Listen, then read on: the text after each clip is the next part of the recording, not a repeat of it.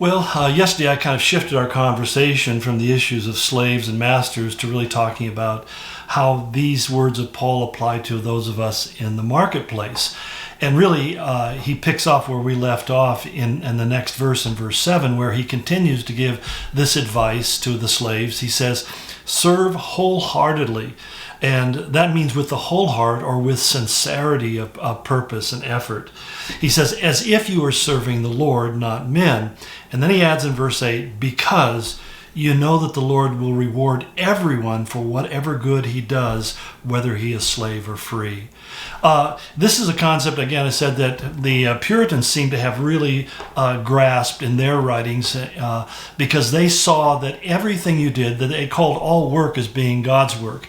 That's why sometimes we look at some of the handiwork of the early Puritans and even the Quakers and others who spent such effort into making things that were not only simple in design, but also had a simple elegance to them, but also were constructed so strongly that they still are serviceable today, hundreds of years after they were first made. And so, they become quite collectible, and people still treasure them for the value of the work that went into them. One thing we understand is when we look at things that were made in the past, the ones we are drawn to are the ones who were made well. When we find that there was great creativity, great skill involved, but also a tremendous amount of care to make it exactly the way it should be so that it would be serviceable. The idea of a disposable income didn't exist until the modern era of mass production. And so we live in an era where everything is mass produced and it brings the cost of a lot of things way down, but at the same time, they're not treasured because there's so many of them and they're not really valuable in and of themselves.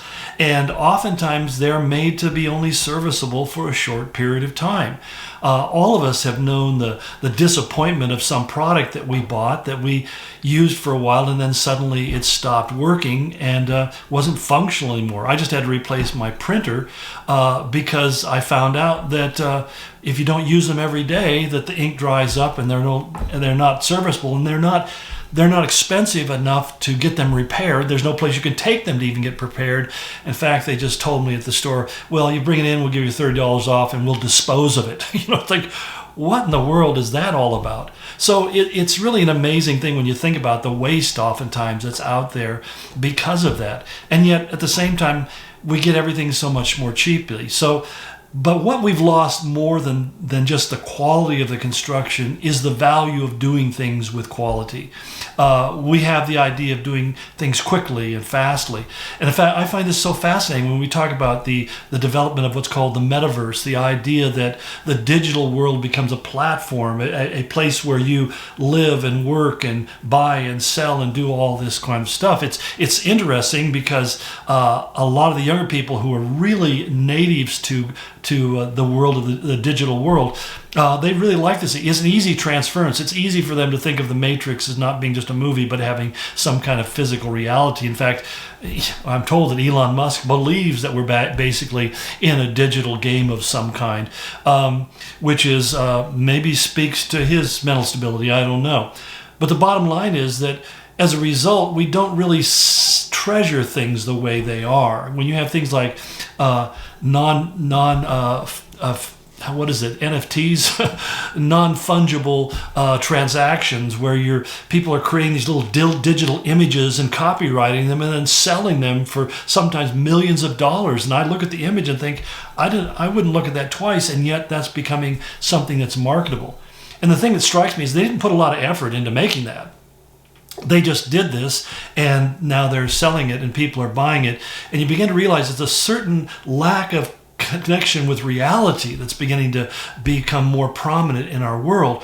But along with it, there's also a lack of valuing quality. That when we see something that is really well done and crafted in a very specific way, in reality, those things are still out there, and you will pay a great deal of money to get those kind of things.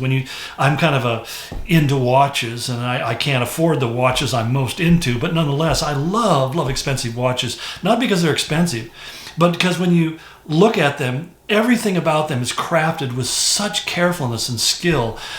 It always, I'm just mesmerized. I'm one of those guys who opens the back of a watch and can stare at the wheels going around and just admire it for a very long period of time, because it amazes me that people can do this, especially old watches that were made by hand many years ago. I just am blown away by the craftsmanship.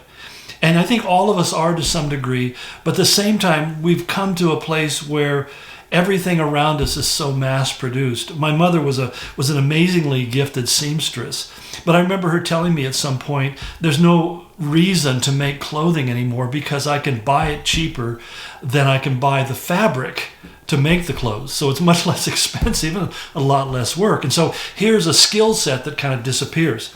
If we ever come to a time where we don't have the electricity to push all these things and to battery power things, we may find ourselves really facing a dearth of ability to produce enough stuff to survive. But be that as it may, the reality is that God says, whatever you do, you should try to do it with the best ability that you can, to the best of quality that you can.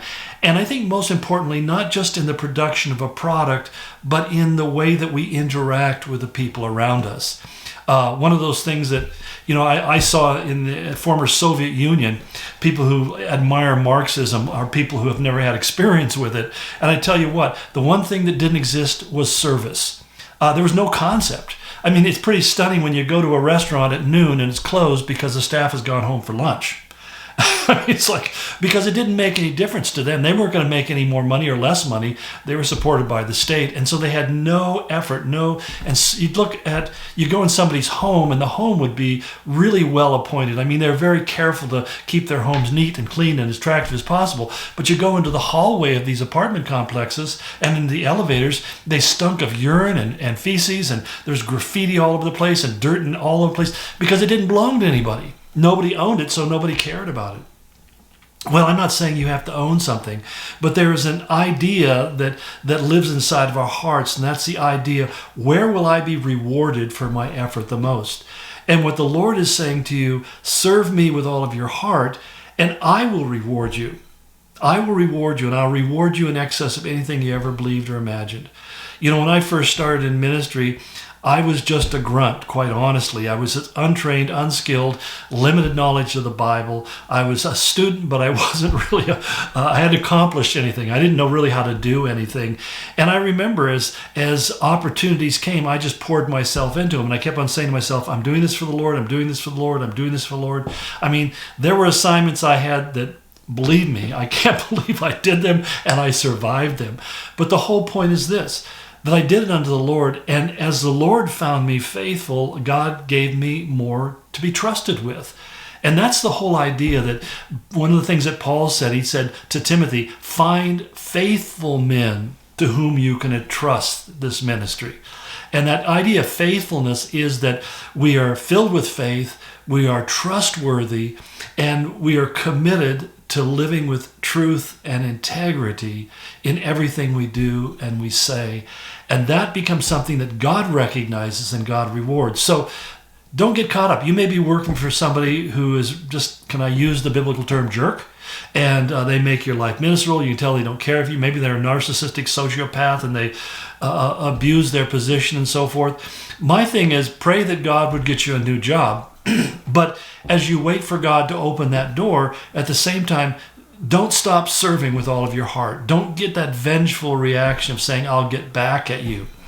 When I was a kid, I was about 14, I had a job working in a grocery store. Actually, it was a military commissary where people would come in and buy groceries. We had 4 or 5 carts. I remember there was one family that, those of us had the job. We worked for tips. So we'd bag their groceries, they'd take them out the cart, and they'd give us a tip, and sometimes it was a quarter, sometimes it was $1, sometimes it was more. But even in those days, a quarter was something we were thankful for. In our own minds, we measured out what the effort was worth. But we didn't get a salary. We just worked for tips. Well, I remember this one family who would come in every week, buy sometimes 8 carts load full of food, and they would go out to their car, and the guy would stiff us every time, never give us a single dime. And so what we started doing was when we put the bag of hamburger, the container of hamburger down inside the bottom of the bag, we'd put our thumb inside of it. And that was a way we'd get back to it. And I look back on that and go, well, I wasn't saved. I was a heathen dog. But it's like, so what did I accomplish? I only diminished myself. And I thought, as a Christian, how it would have been so much greater if I just simply would have treated this man with love and respect and kindness and just thanked him for the opportunity to serve him. Well, a 14-year-old heathen doesn't think like that.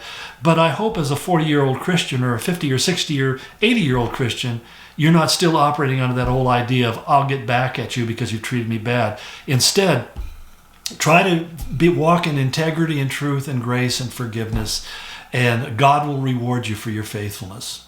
Okay, many blessings. We'll finish up tomorrow. Take care.